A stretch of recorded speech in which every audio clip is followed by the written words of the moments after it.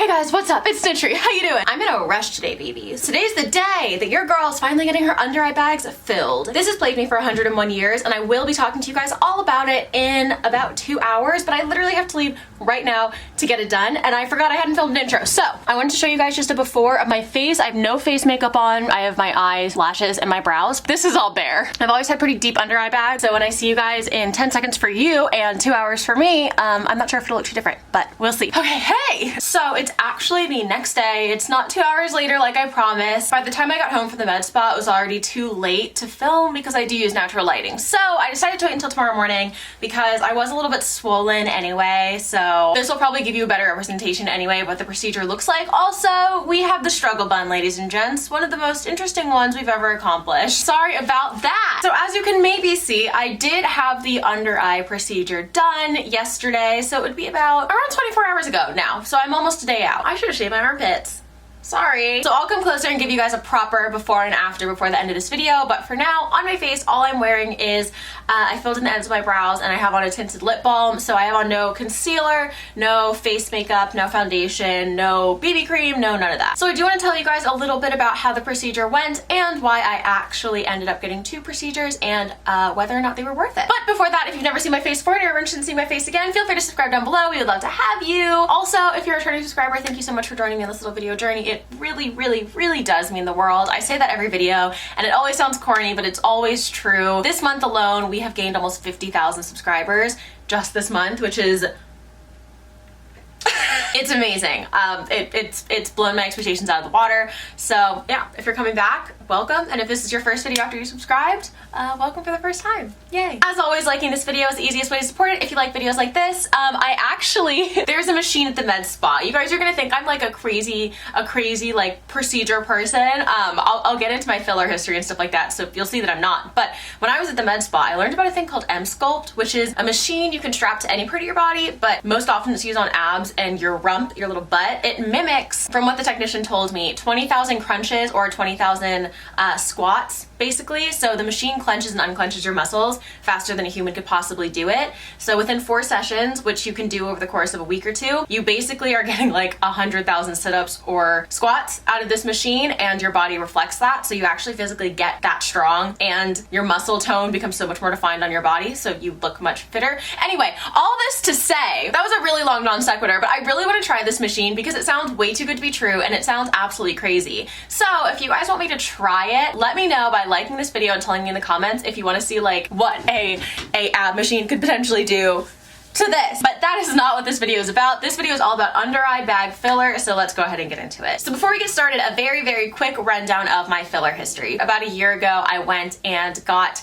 masseter Botox done in my jaw, and then a little after that, I decided to get some cheek filler and a tiny bit of jaw filler. Now, in the interim, in the year since then, it had all dissolved out of my face. I did not have any filler in my body at the point that I decided to go back to the med spa this most recent time. I have a very high metabolism, and I've spoken to other women who also have a very high metabolism, and they say that filler really does not stay in their face very long either. I think it's sort of promoted. I've seen anywhere from 6 to 12 months on how long filler can stay in your face. For me, it is much closer to the 6-month mark. So because I was back in Virginia in my family home and there is a med spa here that I've heard wonderful things about, I decided to go in and check them out. When I got filler about a year ago, it was basically just to try it because it is a relatively safe procedure and I'm in a financial place where I'm able to do things like that. And also a lot of you guys like hearing about those sorts of procedures, but lots of influencers are very hush-hush about it, which I think is their prerogative. I don't think you owe the public, you know, some detailed history on your medical procedures. Definitely not. But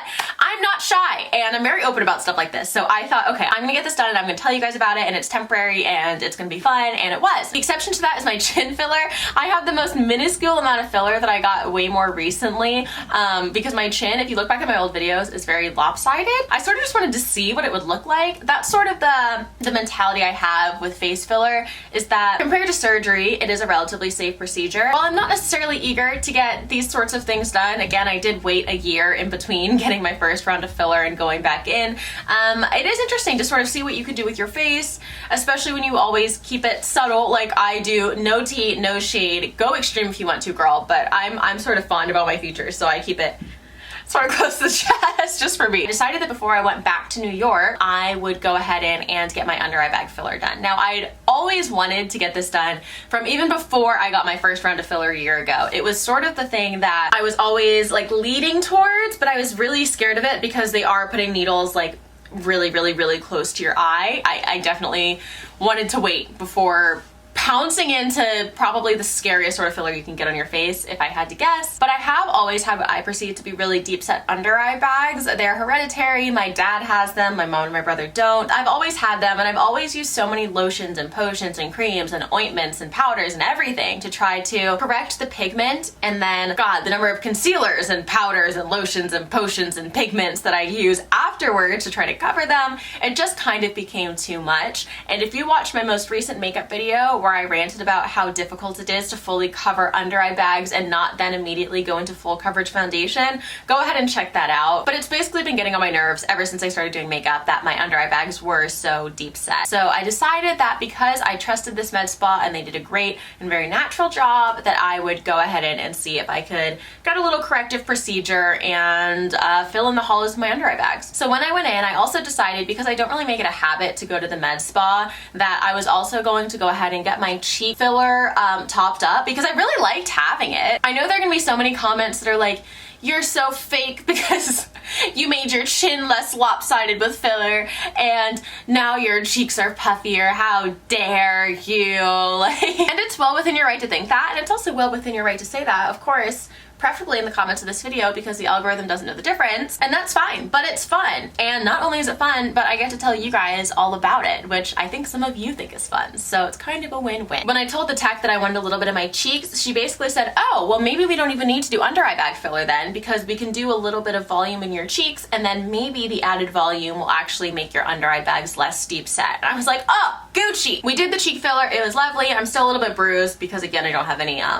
face makeup on, so you can kind of see a little bit of bruising, and I'm still a tiny bit swollen. It has only been 24 hours though. I don't really swell that dramatically. Anyway, we did my cheek filler, and we decided that I could probably benefit from a little bit of under eye bag filler anyway, because while I think it did help, I didn't get too many glances at my face before we went in and did the under eye filler as well. It definitely did not give me the result that I'd sort of come in wanting. The cheek filler was just sort of an extra. I was like, oh, that would be fun to get again because I liked it, but I was definitely going in to get these puppies taken care of. Now, when the tech looked at my under eye bag, she actually mentioned that the left one, I think it was the left one, was had significantly more volume loss than the right one, so this one was much more dramatic. It was something that I had never noticed, but as soon as she pointed it out, I couldn't not notice it. I don't know why, but there you go. The procedure itself was hard to describe. I was given numbing cream and I was given ice for quite a long time, so it's not that it necessarily hurt. I would say the pain was like maybe a 2 to 3 out of 10, and then sometimes if you've gotten filler, you will know what I'm talking about, but if not, it'll sound really gross, and it kind of is. When filler is administered to your face, and this has happened with both technicians I've gone to at both different places, so it's not a matter, I don't think, of user error at all. I think it's quite literally just sort of the way the product works, or the way that it's just administered. There's almost like a clicking that you feel, where the filler will be going in very slowly, and then there's a click, and then it sort of feels like it pushes in faster. I'm sure that's not what's actually happening, but it happens like once every 4 or 5 injections. You get that little click, and that kind of hurts because it feels like way more pressure all of a sudden. And I guess that's the best way I could describe it, is that you feel a lot of pressure on your under eye bags in a way that does not feel like it should be there, because it's pressure in a very, very small area. I will say that the needle they use for under eye bag filler is so minuscule. It's like a hair size. You really can't see it. And again, you can't really feel it, but your eyes do have to be open for this procedure so that you don't jump when the needle touches your face. You have to sort of watch it coming to make sure you're not like jumping and messing up the technician and blinding yourself. So there is something very disconcerting about sitting there and looking straight forward and having a needle like literally right here. But if you are not squeamish and you're more so just worried about the pain, don't be worried about that, because it is fairly painless. Now, as far as the results go, you do see them pretty immediately. I'll be honest and say that when I first got them done, I did notice a difference, but it was not nearly as dramatic as I thought it would be. I was expecting to go in with these really deep, dark under eye bags and to come out with like nothing, which is ridiculous. I also was sitting in a chair, sort of reclined back with a light directly overhead. Even if you had the flattest under eyes in the world, there would still be a shadow just from your eyes. So I was kind of like, oh, that made a difference, but you know, it wasn't crazy. However, that night and this morning as I woke up and throughout the day, I've been seeing myself in different lighting. I think that the difference is huge. You guys might not agree. I'm not sure how it'll show up on camera. I don't know if the before and after will be dramatic or like exactly the same, but I can tell you from my own two eyes and from my own perspective, seeing myself in lighting that I'm familiar with, it is a really stark difference. It's actually kind of funny because my under eye bags sort of go out a little bit more rather than going in right now because they are, like I said, a little swollen. One thing I will say is to manage your expectations, because I thought that my under eye bags were all shadow, but in fact, I mean, people just do have darker pigment under their eyes, so my eyes are a little bit darker underneath them. You're not gonna achieve some kind of inhuman perfection with filler or any procedure like this, so be warned that you're not gonna come out looking like, you know, a Barbie. I also this morning put all my makeup on before taking it off for the sake of this video and showing you guys my face, and it was much easier to put concealer on because rather than working with sort of a concave, you're working with a flat surface, so the pigment goes on much easier. You need much less. I was of course being very gentle, and I used a minimal amount, and it still made a world of difference. My under eye bags looked more covered with like the tiniest little amount of concealer rather than before when I used to use buckets of concealer, buckets of powder. So if nothing else, it's made me completely comfortable just being makeup free like this, which is huge because I rarely wear makeup in my day-to-day life. As far as pricing goes, I don't know the exact price because I did get my cheeks and my under eye bags done at the same time, but I think it was around maybe like $800. This is an expensive procedure. It also raised my makeupless face confidence like 200-fold because it was kind of the only thing on my face that I wasn't feeling great about. So for me, it was worth it. I also know that I'm gonna get some questions about where I decided to go, and I'm actually not gonna say where I went because it is in my hometown and I don't really like to like super publicize where that is. Under eye filler is a fairly common procedure, so as long as you do your research, I'm sure you'll be able to find someone in your area who can do it very safely and achieve the kind of results you want if you decide that this is something you want to pursue. So now I'll scoot up and I will show you guys a before and after. Again, I don't even know if you'll be able to tell the difference, but know that I feel it. And I think that's it, guys. Let me know if you can see a difference in the comments. If you made it to the end of this video, hit me with an eyeball emoji down there. Either one you want. I think there's two. Thank you for being my friend today and always, and I will see you guys in the next one. Mwah! Bye, guys!